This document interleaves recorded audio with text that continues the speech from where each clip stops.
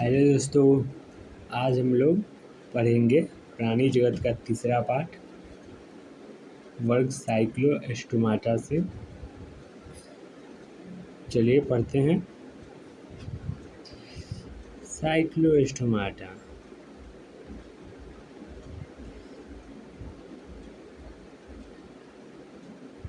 वर्ग साइक्लोस्टोमाटा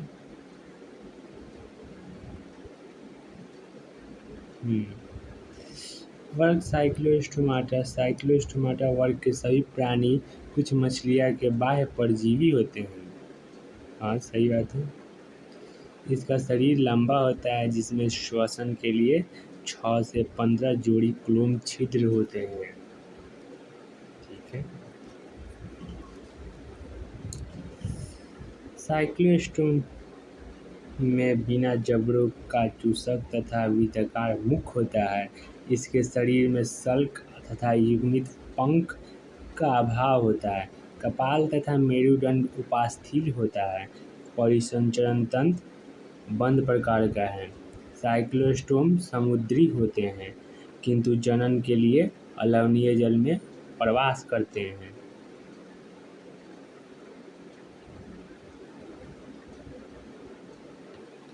जनन के कुछ दिन के बाद वे मर जाते हैं। इसके लार्वा कार्यान्तर के बाद समुद्र में लौट जाते हैं। उदाहरण पेट्रोमाइजॉन या लैम्प्रे भी कहते हैं इसको, तथा मिक्सिन या हैगफिश भी कहते हैं। यहाँ चित्र दिया हुआ है। ये वर्कोन्ड्रिथीज मछलियों के उदाहरण आप पढ़ने वाले हैं, जो स्कॉलियोडन कुत्ता मछली और आरा मछली प्रिस्टिस का उदाहरण दिया।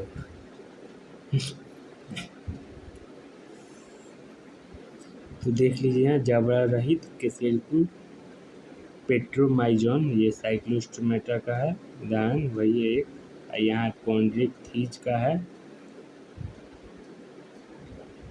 पहला है उसमें अ का स्कॉलियोडन और प्रिस्टिस है।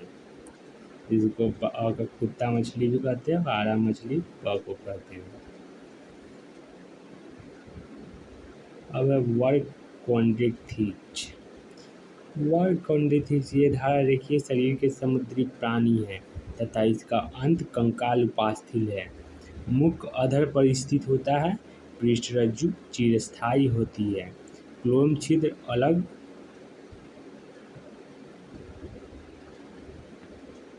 अलग होते हैं तथा प्रच्छद कोष्ठ ऑपरक्यूलम से ढके नहीं होते। त्वचा दृढ़ एवं सूक्ष्म पट्टाभ शल्कयुक्त होती है।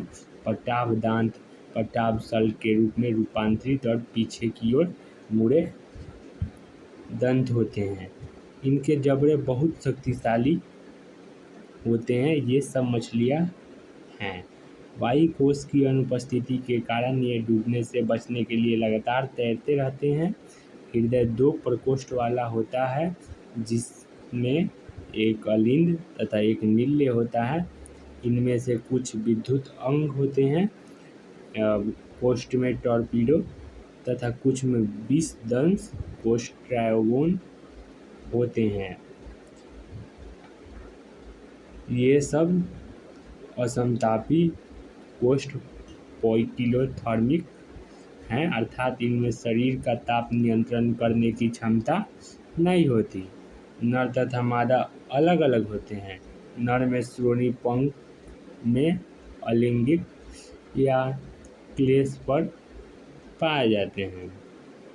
निषेचन आंतरिक होता है तथा अधिकांश जरायुज होते हैं।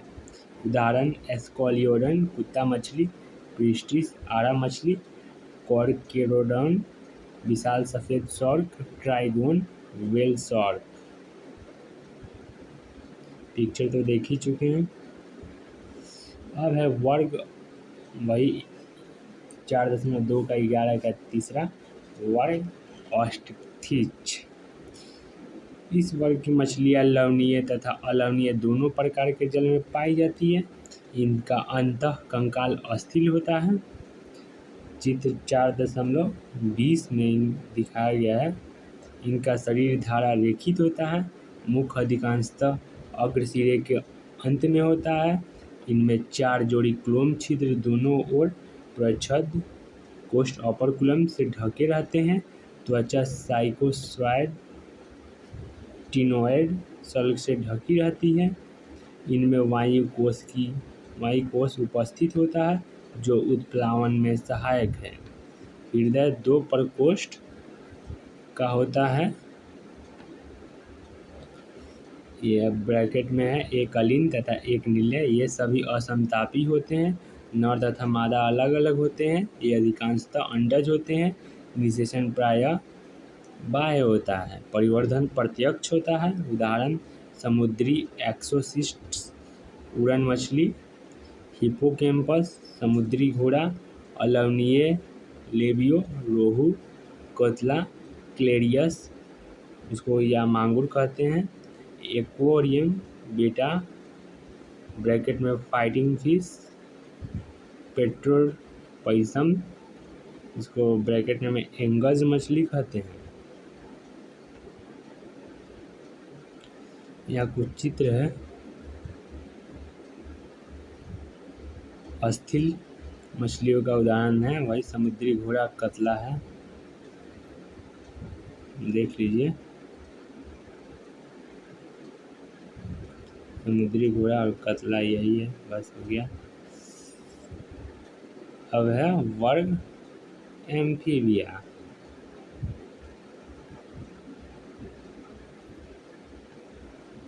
वर्ग एम्फीबिया उभयचर उसी को कहते हैं। जैसे कि नाम से ही इंगित है, ग्रीक एम्फी 2 प्लस बायोस का होता है जीवन। एम्फी का मतलब 2, बायोस का मतलब होता है जीवन। कि उभयचर जल तथा स्थल दोनों में रह सकते हैं।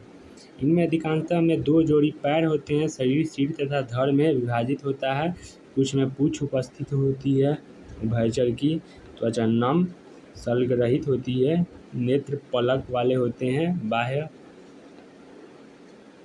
या कुछ उसी का उभयचर का उदाहरण है सैलमेंडर मेढक।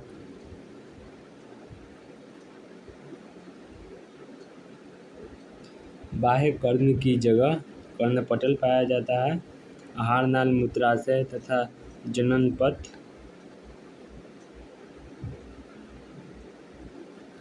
जननपथ एक कोष्ठ में खुलते हैं जिसे अवस्कर कहते हैं, और जो बाहर खुलता है श्वसन क्लोम, फुफ्फुस तथा त्वचा के द्वारा होता है। हृदय 3 प्रकोष्ठ का बना होता है, 2 अलिंद एक निलय। ये असमतापी प्राणी हैं। नर तथा मादा अलग अलग होते हैं। निषेचन बाह्य होता है। ये अंडोत्सर्जन करते हैं तथा विकास परिवर्धन प्रत्यक्ष अथवा लार्वा के द्वारा होता है। उदाहरण बुफोट या टोड भी कहते हैं उसको, राना टिग्रिना या मेढक भी कहते हैं, हाइला या विश्व मेढक भी कहते हैं, सैलमेंड्रा तो सैलमेंडर भी कहते हैं, इक्थियोफिस मतलब पाद रहित उभयचर भी कहते हैं इसको। वर्ग सरीसृप। सरीसृप नाम प्राणियों के रेंगने या सरकने के द्वारा गमन के कारण है। लैटिन शब्द रेपरे अथवा रेप्टम रेंगना या सरकना। ये सब अधिकांशतः स्थलीय प्राणी है जिनका शरीर शुष्क जल युक्त त्वचा से ढका रहता है। इसमें केराटिन द्वारा निर्मित बाह्य त्वचीय सल्क या प्रसल्क पाए जाते हैं। इनमें बाह्य कर्ण छिद्र नहीं पाए जाते हैं। कर्णपटल बाह्य कान का प्रतिनिधित्व करता है। 2 जोड़ी पाद उपस्थित हो सकते हैं। हृदय सामान्यतः 3 प्रकोष्ठ का होता है, लेकिन मगरमच्छ में 4 प्रकोष्ठ का होता है। सरीसृप असमतापी होते हैं।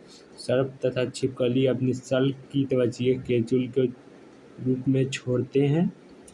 लिंग अलग अलग होते हैं। निषेचन आंतरिक होता है। ये सब अंडज है तथा परिवर्धन प्रत्यक्ष होता है। उदाहरण किलोन या टॉर्टल, टेस्ट्यूडो या टॉर्टवाइज भी कहते हैं इसको, कैमलियन का होता है, वृक्ष छिपकली भी कहते हैं, कैलोटस को बगीचे की छिपकली कहते हैं, एलिगेटर को एलिगेटर ही कहते हैं, क्रोकोडाइलस का घड़ियाल कहते हैं, हेमीडॉक्टाइल्स का घरेलू छिपकली कहते हैं, जहरीले सर्प नाजा कोबरा कहते हैं, वैंगैरस का क्रेत कहते हैं, वाइपर एग्जाम्पल है। यहाँ पिक्चर दिया हुआ है, सरीसृप का वृक्ष छिपकली है, ये घड़ियाल है, ये कछुआ है, पिलोन भी कहते हैं इसको, ये नाग है, सांप है। चित्र तो देख ही लिए। अब वर्ग एविज या पक्षी 4.2 का 11 का 6। एविज का मुख्य लक्षण शरीर के ऊपर पंखों की उपस्थिति तथा उड़ने की क्षमता है। कुछ नहीं उड़ने वाले पक्षी जैसे ऑस्ट्रिच, शुतुरमुर्ग को छोड़कर इनमें चोंच पाई जाती है। अग्रपाद रूपांतरित होकर पंख बनाते हैं। पक्षपाद में सामान्यतः सल्क होते हैं जो रूपांतरित होकर चलने, तैरने तथा पेड़ों की शाखाओं को पकड़ने में सहायता करते हैं। त्वचा सूक्ष्म होती है। कुछ में तेल ग्रंथि को छोड़कर कोई और त्वचा ग्रंथि नहीं पाई जाती। अंतःकंकाल की लंबी अस्थियाँ खोखली होती है तथा वायु कोश युक्त होती है। इनके पाचन पंथ में सहायक संरचना क्रॉप तथा पेशनी होती है। हृदय पूर्ण 4 प्रकोष्ठ का बना होता है। यह समतापी होम्योथर्मस होते हैं, अर्थात इनके शरीर का ताप नियत बना रहता है। श्वसन फुसफुस के द्वारा होता है। वायु कोश फुसफुस से जुड़कर सहायक श्वसन अंग का निर्माण करता है। उदाहरण कॉर्वस कौवा, कोलंबुआ कपोत, सीटुकुला तोता, स्ट्रियो ऑस्ट्रिच, पैवो मोर, एंटिनोडाइटिस पेंगुइन, सुडोगाइपस गिद्ध। उसी का है। या कुछ पक्षी का एग्जाम्पल है, चील है पहला, फिर शुतुरमुर्ग है, फिर तोता है, मोर है। और वर्ग स्तनधारी, इस वर्ग के प्राणी सभी प्रकार के वातावरण में पाए जाते हैं, जैसे ध्रुवीय ठंडे भाग, रेगिस्तान, जंगल, घास मैदान तथा अंधेरी गुफाओं में। इनमें से कुछ में उड़ने तथा पानी में रहने का अनुकूलन होता है। स्तनधारियों का सबसे मुख्य लक्षण दूध उत्पादन करना वाली ग्रंथि या स्तन ग्रंथि है, जिनसे बच्चे पोषण प्राप्त करते हैं। इनमें 2 जोड़ी पाद होते हैं जो चलने, दौड़ने, वृक्ष पर चढ़ने के लिए, बिल में रहने, तैरने अथवा उड़ने के लिए अनुकूलित होते हैं। इनकी त्वचा पर रोम पाए जाते हैं। बाह्य कर्णपल्लव पाए जाते हैं। जबड़े में विभिन्न प्रकार के दांत जो मसूड़े की गर्तिका में लगे रहते हैं। हृदय 4 प्रकोष्ठ का होता है। श्वसन की क्रिया पेशीय डायफ्राम के द्वारा होती है। लिंग अलग होते हैं तथा निषेचन आंतरिक होता है। कुछ को छोड़कर सभी स्तनधारी बच्चे को जन्म देते हैं। जरायु किसी को कहते हैं तथा परिवर्धन प्रत्यक्ष होता है।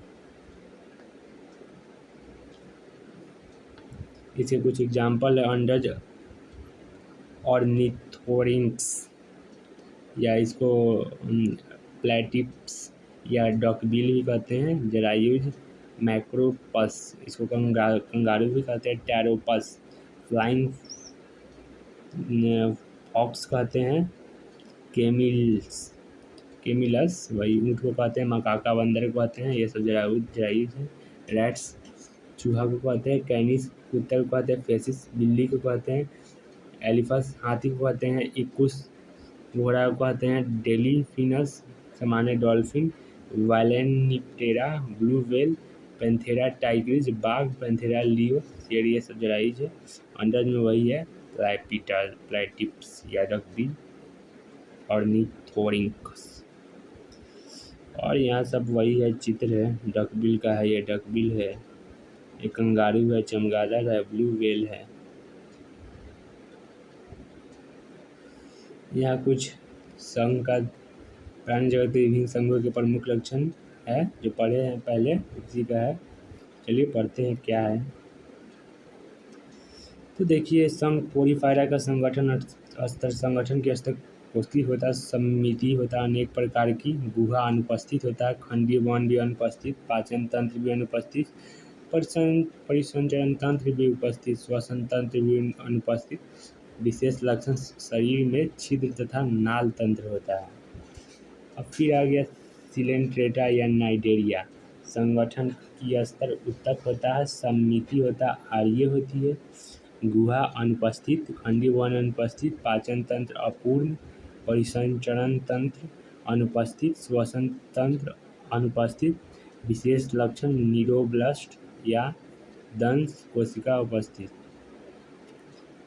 संघ तीनों फोड़ा संगठन की स्तर ऊतक सममिति आर्य गुहा अनुपस्थित, खंडी भवन अनुपस्थित, पाचन तंत्र अपूर्ण, परिसंचरण तंत्र अनुपस्थित, श्वसन तंत्र अनुपस्थित। विशेष लक्षण कंकड़ चलन के लिए पट्टिका है। प्लेटीहेल्मिंथिस संगठन की स्तर अंग तथा अंग तंत्र सममिति द्विपार्श्व गुहा अनुपस्थित, खंडी भवन अनुपस्थित, पाचन तंत्र अपूर्ण, परिसंचरण तंत्र अनुपस्थित, श्वसन तंत्र अनुपस्थित। विशेष लक्षण चपटस शरीर चूसक। एस्क्लेमेंथिस अंग तंत्र होता है संगठन के स्तर सममिति होता है द्विपार्श्व गुहा होता है कुल परगुही, खंडी भवन होता है अनुपस्थित, पाचन तंत्र पूर्ण होता है, परिसंचरण तंत्र अनुपस्थित, श्वसन तंत्र अनुपस्थित। विशेष लक्षण प्रायः कृमि रूप लंबे। संघ एनिलिडा का होता है संगठन की स्तर अंग तंत्र सममिति द्विपार्श्व गुहा परगुही, खंडी भवन उपस्थित, पाचन तंत्र पूर्ण, परिसंचरण तंत्र उपस्थित, श्वसन तंत्र अनुपस्थित। विशेष लक्षण शरीर बल्ले की तरह खंडित।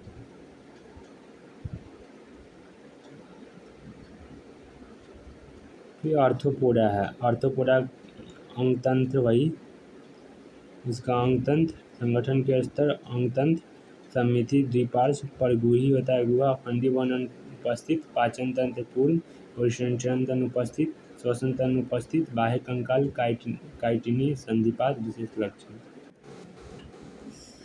यहाँ मोलास्का अंग तंत्र वही स्तर का है, द्विपार्श्व होता है, सममिति होता है, परगुही होता है और फिर पाचन तंत्र पूर्ण होता है इसमें भी, और खंडी भवन तो इसमें अनुपस्थित होता है, परिसंचरण तंत्र उपस्थित और श्वसन तंत्र भी उत्सर्जन तंत्र भी उपस्थित, श्वसन तंत्र भी उपस्थित होता है। बाह्य कंकाल विशेष लक्षण बाह्य कंकाल कवच या प्रायः उपस्थित होता है। फिर यहाँ एकाई नोड डर्मेटा में अंग तंत्र होता है, आर्य होता है, परगुही होता है, अनुपस्थित होता है, ये खंडी भवन अनुपस्थित होता है, पाचन तंत्र पूर्ण होता है, उसके बाद परिसंचरण तंत्र उपस्थित होता है, फिर श्वसन तंत्र भी उपस्थित होता है और विशेष लक्षण जल संवहन तंत्र और ये सममिति। हेमिकॉर्डेट अंग तंत्र वही स्तर अंग तंत्र होता है, द्विपार्श्व होता है, प्रगुही होता है, फिर यहाँ खंडी भवन अनुपस्थित होता है, पूर्ण होता है वही पाचन तंत्र और परिसंचरण तंत्र उपस्थित होता है और श्वसन तंत्र भी उपस्थित होता है। विशेष लक्षण कृमि के समान शुंड कॉलर तथा धड़ उपस्थित।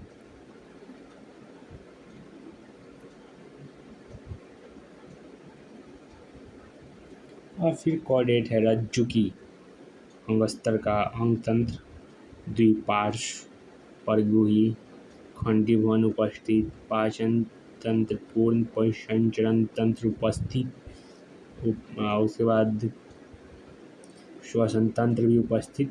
विशेष लक्षण है पृष्ठ रज्जु, खोखली पृष्ठ तंत्रिका रज्जु, क्लोम छिद्र तथा पाद अथवा पंख। बाय, बस इतना ही आज के लिए। फिर कल नया चैप्टर लेकर आएंगे। सारांश अपने से खुद पढ़ लीजिएगा, कुछ ज़्यादा नहीं है, वही बात है।